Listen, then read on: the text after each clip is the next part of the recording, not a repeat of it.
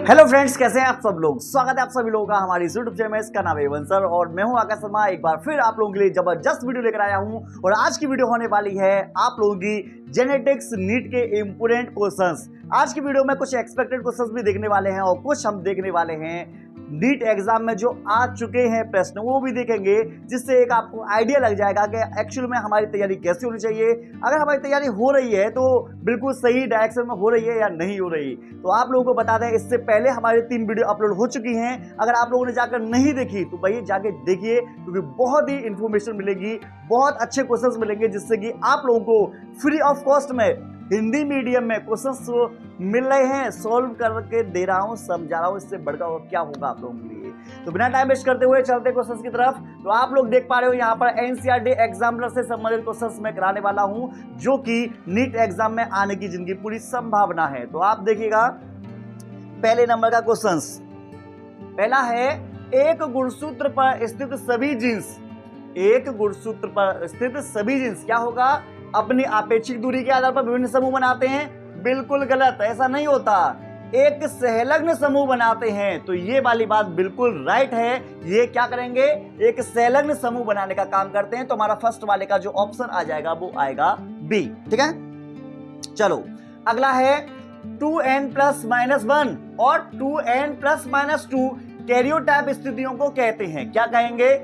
तो हम बता दें, ऐसी स्थिति आप लोग चेक करके देखना एनसीईआरटी की जब बायोलॉजी पढ़ोगे जेनेटिक्स में, तो वहां आपको दिखाई देगा कि इसको असुगुणिता कहा जाता है। इसमें ऑप्शन ए आएगा। क्या बोलेंगे? असुगुणिता कहा जाएगा इसे। ठीक है ना। चलो, जीन्स के बीच की दूरी और पुनर्योजन का प्रतिशत दर्शाता है। क्या दर्शाएगा? बिल्कुल एकदम सीधा संबंध दर्शाएगा। कैसा संबंध? बिल्कुल सीधा संबंध। तो सीधा संबंध कहां पर है? यहां देखो ऑप्शन ए में दिखाई दे रहा होगा, बिल्कुल सीधा संबंध। कैसा?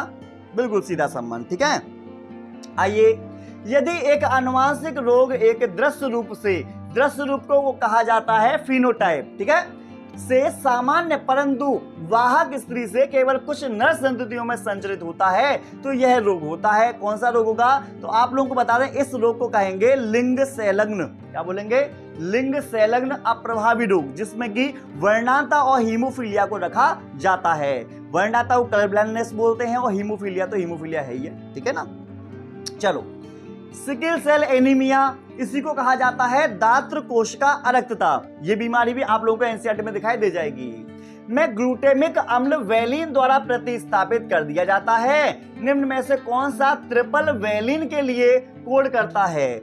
आपको बता दें, जब नीट की मतलब कि आप नीट में तैयारी कर रहे हो तो एनसीईआरटी जब पढ़ते होंगे तो वहां पर चेक कर दें, इसका चित्र भी दे रखा है, जिसमें सिकल सेल एनीमिया दे रखा है, गोल आरबीसी दिखाई देंगी और हैंसिया का आकृति में आप लोगों को वो दिखाई देंगी, जिसको क्या बोलते हैं? आरबीसी। ठीक है ना। तो आपको बता दें, इसमें जो वैलिन जो होता है, वैलिन का जो कोड होगा वो होगा GUG। ये कोड है जिसको जेनेटिक कोड कहा जाता है। ठीक है ना। डॉक्टर अरविंद खुराना हमारे भारत के थे, इन्होंने इस पर कुछ काम किया था। ठीक है। वे व्यक्ति जिनके जीनोटाइप IA-IB हैं, वे AB रक्त समूह दर्शाएंगे। इसका कारण क्या है? तो इसका सीधा कारण है, क्योंकि AB ब्लड ग्रुप जो होता है ये सह प्रभाविता को दर्शाने का काम करता है। तो इसका आंसर जो आएगा वो आएगा सह प्रभाविता को डोमिनेंस, इसका आंसर आ जाता है। ठीक है। IA और IB दोनों ही जब जीन अपने आप को रिप्रेजेंट करेंगे तो सह प्रभाविता कैटेगरी में आता है। ZZ-ZW प्रकार का लिंग निर्धारण निम्न में देखा जाता है।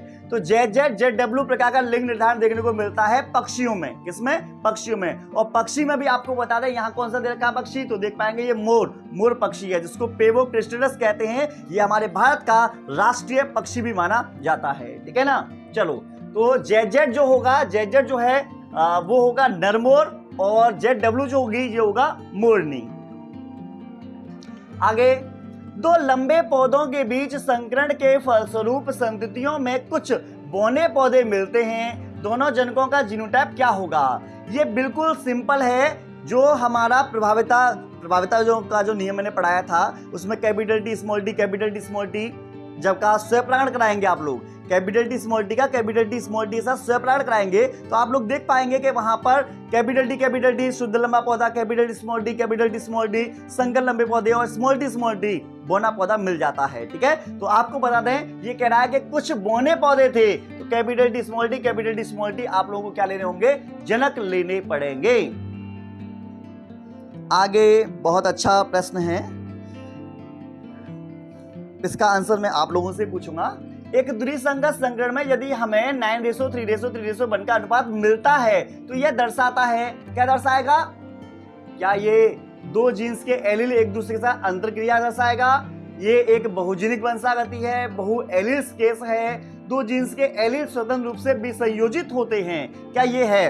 प्रश्न ध्यान से देख लीजिए और इसका आंसर आप मुझे कमेंट में बताइए, क्योंकि हर बार मैं आप लोगों से एक प्रश्न पूछता जरूर हूं, 1 से 2 क्वेश्चन पूछता हूं, जिससे कि मुझे पता चल सके कि हमारे जो स्टूडेंट्स हैं कितने अच्छे तरीके से तैयारी कर रहे हैं। ठीक है, आइए, निम्न में से क्या संततियों के बीच विभिन्नता उत्पन्न नहीं करेगा, तो किससे विभिन्नता उत्पन्न नहीं होगी भैया, जीन्स का स्वतंत्र अभिविभजन होगी, जीन विनिमय होगा, क्रॉसिंग ओवर होगा, विभिन्नता आ जाएगी, उत्परिवर्तन होगा, विभिन्नता आ जाएगी, लेकिन सहलग्नता के कारण विभिन्नता उत्पन्न नहीं होती है। तो इसका आंसर जो आएगा वो होगा सहलग्नता। ठीक है, लिंकेज बोल देते हैं हम इसको। मेंडेल का स्वतंत्र अभिविभजन का नियम उन जीन्स के लिए अच्छा है जो निम्न पर स्थित होता है। देखते हैं किस पर है, एनसीईआरटी एग्जाम्पलर प्रॉब्लम्स कर रहे हैं आप लोग। तो आपको बता दें जो समजातीय गुणसूत्र पर होता है, ठीक है, तो इसका आंसर जो होगा वो ऑप्शन बी वाला आएगा, जो समजातीय गुणसूत्र पर स्थित होते हैं। कभी कभी एक अकेला जीन एक से अधिक प्रभावों की अभिव्यक्ति कर सकता है, इस प्रक्रिया को कहते हैं। तो देखा, कभी कभी एक अकेला जीन एक से अधिक प्रभावों की अभिव्यक्ति कर सकता है, तो इस प्रक्रिया को क्या कहेंगे, इस प्रक्रिया को कहा जाता है बहुप्रभाविता। क्या बोलेंगे, बहुप्रभाविता इसको कहा जाता है। तो इसका आंसर जो आएगा वो आएगा सी वाला। आगे, कीटों के कुछ टेक्सा में कुछ में 17 गुणसूत्र होते हैं और अन्य में 18 गुणसूत्र होते हैं। 17 व 18 गुणसूत्र वाले जीव होते हैं, तो जिसमें 17 गुणसूत्र होंगे वो तो होता है नर में एक गुणसूत्र की कमी होती है, और जो मादा होती है, मादा में होते हैं 18 गुणसूत्र। तो ये ध्यान रखना, 17 गुणसूत्र नर में होंगे, 18 गुणसूत्र जो होंगे वो मिलेंगे मादा के अंदर। आई थिंक आप लोगों को समझ में आ गया होगा, और बिल्कुल एक एक क्वेश्चन आप लोगों को मैं प्रॉपर समझा रहा हूं, जिससे कि आपको कोई दिक्कत महसूस ना हो। दिक्कत महसूस होगी तो हम टीचर ही क्या बात के भाई, टीचर तो वो है जो दिक्कत ना होने दो अपने बच्चे को, है ना। वंशावली विश्लेषणों द्वारा मनुष्य के एक जीन के प्रतिरूप का कई पीढ़ियों में अध्ययन किया गया है। वंशावली विश्लेषण में अध्ययनित लक्षण निम्न के समकक्ष है। समकक्ष मतलब किसके समान होंगे ये, तो आपको बता दें वंशावली विश्लेषण जो होता है मेंडेलियन विशेषक के आधार पर माना जाता है। तो आपको बता दें एनसीईआरटी की जब बुक्स आप पढ़ेंगे अच्छे तरीके से कम मैं बता रहा हूं, आपके नीट एग्जाम से पहले जो ड्रॉपर बच्चे हैं, कम से कम आपको 4 से लेकर 8 बार एनसीईआरटी की बुक को पढ़ना चाहिए, एक एक चीजों को समझना चाहिए। ठीक है ना, ऑप्शन बी आएगा इसमें। चलो आगे बढ़ता हूं मैं। मेंडेलियन द्विसंकर क्रॉस की F2 पीढ़ी में फिनोटाइप और जीनोटाइप की संख्या बताइए। तो आपको बता दो जो फिनोटाइप है वो मैं एक बार बता देता हूं। फिनोटाइप तो आएगा भैया 4, फिनोटाइप आएगा 4, कौन सा 9:3:3:1। ठीक है, और जो जीनोटाइप आएगा 9, जीनोटाइप 9 आएंगे, बहुत लंबा सा होता है इसका, है ना। तो 16 का आंसर आ जाएगा डी। आगे बढ़ता हूं मैं। देखो, एक व्यक्ति, ध्यान से देखो, एक व्यक्ति जिसका रक्त समूह O है, ठीक है जी, उसके माता व पिता का रक्त समूह A है और B है। माता व पिता दोनों का जीनोटाइप क्या हो सकता है, ऐसी कंडीशन बतानी है जिस कंडीशन में माता का ब्लड ग्रुप A, पिता का B है, और ऐसी कंडीशन में बतानी है जिसके अंतर्गत हमें क्या काम करना होगा कि ब्लड ग्रुप O आना चाहिए एक बच्चे का। ठीक है, देखते हैं। दोनों विषम युग्म जी आएंगे, मुझे इतना पता है बस। माता का समयुग्म जी हटा दो, यहां पर भी दे रखा है पिता का समयुग्म हटा दो। माता व पिता दोनों क्रमश ए व बी रक्त समूह के लिए विषम युग्म जी है। ऑप्शन सी जो होगा वो बिल्कुल राइट आंसर है। IA-IO और IB-IO, ठीक है ना, का आप क्रॉस करा के देखेंगे तो आपको बता दें, आपको एक बच्चा जो होगा वो ब्लड ग्रुप कौन सा मिल जाएगा, ब्लड ग्रुप मिल जाएगा O वाला, बाकी के अलग अलग मिल जाएंगे। 25% आ जाएंगे। पुन्नेट वर्ग का इस्तेमाल करते हुए आप क्रॉस कराकर देख सकते हो। आगे, जनकों द्वारा युग्मकों का उत्पादन, युग्मनज का निर्माण F1 और F2 पादपों को निम्नलिखित में से किस चित्र द्वारा समझा जा सकता है? तो आपको बता दें, एक बॉक्स सा होता है, ऐसा बॉक्स सा बनाते हैं जिसमें 4 बॉक्स से होते हैं, कभी कभी ये 16 बॉक्स भी बन जाते हैं। ये बॉक्स वाला जो सिस्टम है ये ये कहलाता है पन्नेट वर्ग। पन्नेट वर्ग बोल देते हैं या कभी कभी पुन्नेट वर्ग भी बोल देते हैं। तो ऑप्शन बी आएगा, ठीक है। वर्णाता, हीमोफीलिया, ब्लड ग्रुप जैसे क्वेश्चंस को करने के लिए हम जो बॉक्स से बनाते थे ना, वही क्या होते हैं? वही होते हैं पन्नेट वर्ग, ठीक है। चलो आगे बढ़ते हैं। थैलेसीमिया एवं दात्र कोष का अर्थता दोनों ग्लोबिन अणु के संश्लेषण की समस्या के कारण होते हैं। उचित कथन का चयन करके बताना है। दोनों ग्लोबिन श्रृंखला समय गुणात्मक त्रुटि है या परिणात्मक त्रुटि है, या थैलेसीमिया ग्लोबिन अणु के कम संश्लेषण के कारण होता है। तो जो मुझे आंसर लग रहा है इसका, मुझे ये वाला लग रहा है थैलेसीमिया ग्लोबिन अणु के कम संश्लेषण के कारण होता है। थैलेसीमिया को आप एनसीईआरटी में पढ़ के एक बार चेक करके मुझे बताइए कमेंट सेक्शन में कि ये जो ऑप्शन सी है वो बिल्कुल राइट आंसर है या नहीं। एक बार चेक करके मुझे बता दो। आगे, एक नर और मादा दोनों दात्र कोष का अक्ता के जीन के लिए विषम युग्मजी हैं कि संकरण से उत्पन्न संतति का कितना प्रतिशत रोग युक्त होगा? तो कितना परसेंट होगा? 25% होगा सिर्फ। तो ये आ गया 25%। क्रॉस करके देख लेना, मैंने सिखा चुका हूं वैसे। मेंडल ने स्वतंत्र रूप से प्रजनन करने वाले मटर के पौधे की कितनी किस्मों को युग्मों के फलस्वरूप में चुना जो विपरीत विशेषकों वाले एक लक्षण के अलावा एक समान थी? आपको बता दें, ग्रेगर जॉन मेंडल ने 7 तुलनात्मक लक्षणों पर अपना अध्ययन किया था। 7 तुलनात्मक बोल रहा हूं तो 7 जोड़ी हो जाएगा। 7 जोड़ी का मतलब 7 दूनी 14। तो 14 आंसर आ जाएगा। ये रहा आपका आंसर। आगे देखो, आगे दिखाई दे रहा होगा, सही मिलान का चयन करो। फिनाइल कीटोन्यूरिया अलिंग क्रोमोसोम प्रभावी लक्षण, बिल्कुल ठीक है। दात्र कोश का अरक्तता, अभी देखता हूं। थैलेसीमिया एक्स संलग्न, गलत। हीमोफीलिया वाई संलग्न, गलत। तो भैया जे सही है। सॉरी, सही मिलान का चयन करो। जे भी गलत है, सही मिलान का चयन करो। फिनाइल कीटोन्यूरिया अलिंग प्रमेय, ये अप्रभावी आएगा। पहला वाला अप्रभावी आएगा। तो पहला वाला भी गलत है, सी भी गलत है, डी भी गलत है। दात्र कोश का अर्थता अलिंग क्रोमोसोम अप्रभावी लक्षण, क्रोमोसोम 11वां। तो बिल्कुल आंसर जो है 5 का बी वाला सही है और बिल्कुल कंफ्यूजन पैदा करने वाला है ये। अगर पहली सरसरी निगाहों से अगर कोई इस प्रश्न को पढ़ेगा तो निश्चित ही वो गलत कर देगा इसको। तो इसलिए सरसरी निगाहों के साथ साथ अच्छी निगाहों से भी देखिएगा। जीन आई जो एबीओ रक्त समूह का नियंत्रण करता है, इसके संदर्भ में गलत कथन को पहचानिए। हाँ जी, समझे? कुछ नहीं समझे? आओ समझाता हूं। भाई साहब, एबीओ ब्लड ग्रुप में जो नियंत्रण करता है आयोजिन, गलत कथन को पहचानना है। और हम क्या सोचे बैठते हैं ऐसे प्रश्नों में? हम क्या सोचते हैं? हम पॉजिटिव चीज निकाल के बैठ जाते हैं। एक व्यक्ति में 3 में से केवल 2 एलील होंगे। IA IB दोनों इकट्ठे होते हैं, ये एक प्रकार की शर्करा अव्यक्त करते हैं, ठीक है। तो आपको बता दें ऑप्शन जो बी है, ऑप्शन जो बी है, मुझे तो यही गलत लग रहा है। ऑप्शन बी जो है मुझे यही गलत लग रहा है। तो ऑप्शन बी मेरे हिसाब से इसका आंसर है। चलो आगे बढ़ते हैं।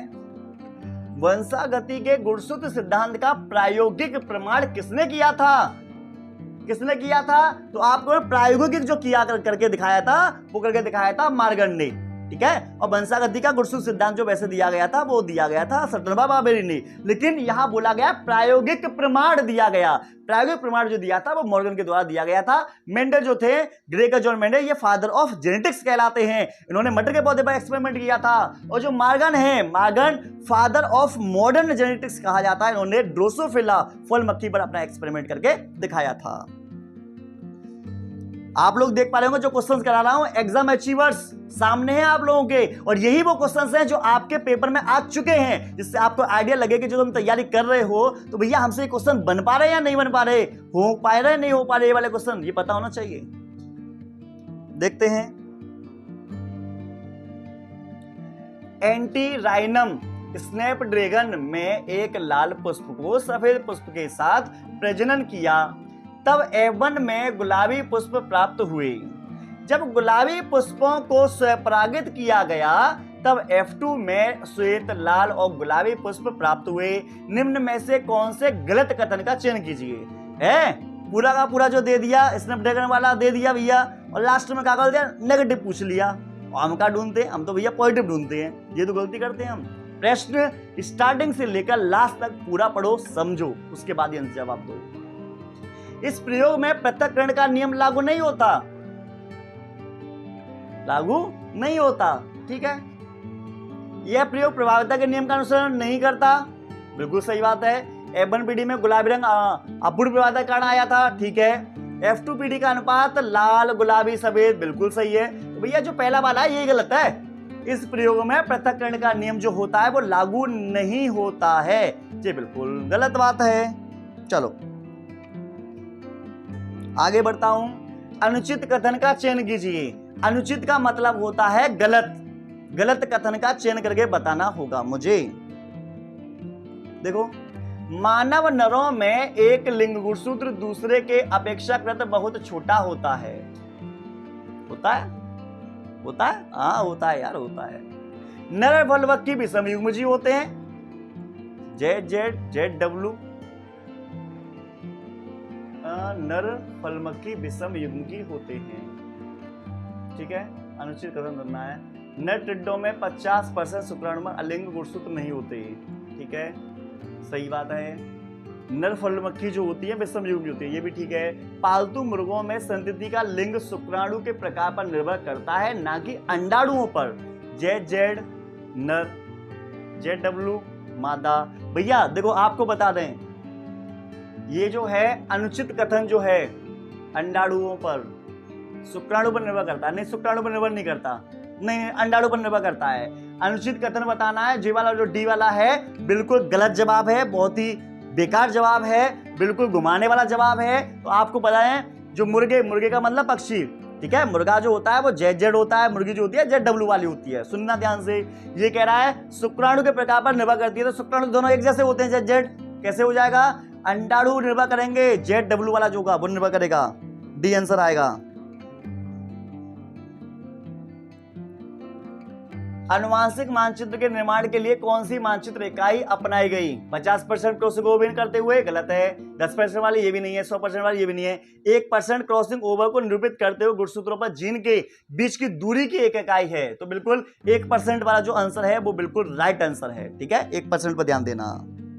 आगे ये क्वेश्चन भी एनसीईआरटी में बहुत छुपा रुस्तम है, 1-2 बार एनसीईआरटी पढ़ोगे तब जाके मिलेगा, पहली बार में तो मिलता ही नहीं है। ये लोग जीनों के बीच की दूरी के मापन के रूप में एक ही गुणसूत्र पर जीन युग्मों के बीच पुनर्योजन की आवृत्ति की व्याख्या किसके द्वारा की गई थी। तो आपको बता दें, ये जीनों के बीच की दूरी का जो मापन किया गया था अल्फ्रेड स्टुअर्ट बेंट, इसके द्वारा किया गया था। है कितना अजीब सा नाम है।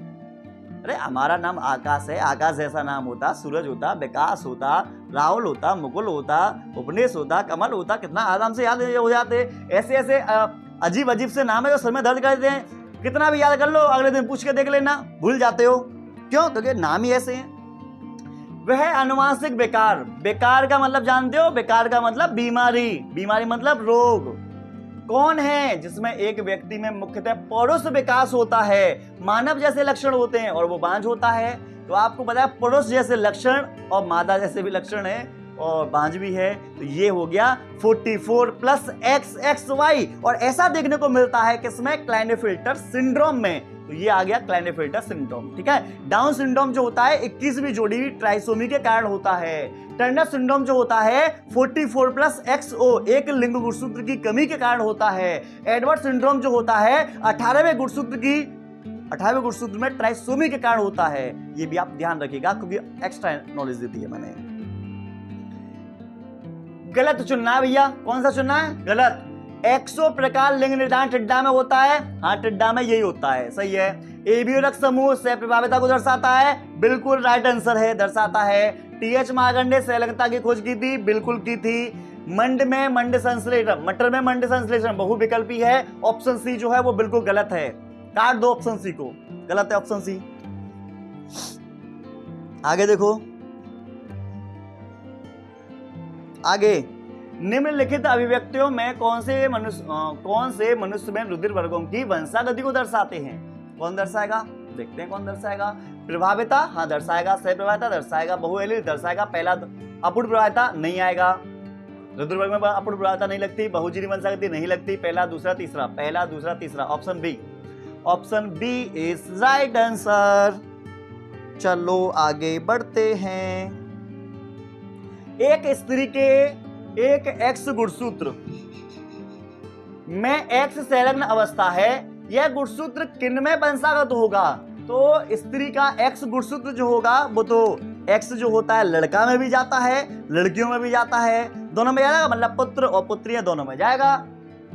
केवल पोता पोती ना दे गलत, केवल पुत्रों में गलत, केवल पुत्रियों में गलत, पुत्र एवं पुत्रियों दोनों में। हाँ जी, ऑप्शन डी जो होगा वो बिल्कुल सही जवाब है, क्योंकि एक्स जो होता है एक्स वाई लड़कों में भी है जो कि लड़की से मिलता है, एक्स एक्स एक लड़की से मिलेगा एक लड़का से मिलेगा तो फिर भी मिलेगा, तो एक्स जो होगा वो लड़का लड़की दोनों में पहुंचेगा। तो इस तरीके से आप लोगों ने देखा कि जेनेटिक्स के हमने बहुत सारे क्वेश्चंस करके देखे और इन क्वेश्चन से हमें पता चला कि किस तरह के क्वेश्चंस हमारे पेपर में नीट एग्जाम में पूछे जाएंगे। इसके अलावा बीएससी नर्सिंग हो, चाहे पैरामेडिकल हो, चाहे आपका हिंदी का सीयूटी एग्जाम वगैरह हो, या फिर कोई सा अदर एग्जाम हो जिसमें हिंदी में बायोलॉजी वाला क्वेश्चंस पूछे जाते हैं, तो वो क्वेश्चंस ऑलमोस्ट यहीं से इसी तरीके से पूछे जाते हैं। तो आप लोगों को इन प्रश्नों पर ज्यादा ध्यान देना चाहिए। आप लोगों को वीडियो कैसी लगी कमेंट सेक्शन में जरूर बताइए। ऐसे इंटरेस्टिंग वीडियो देखने के लिए चैनल को सब्सक्राइब करना बिल्कुल मत भूलिएगा। मिलते हैं नेक्स्ट वीडियो में।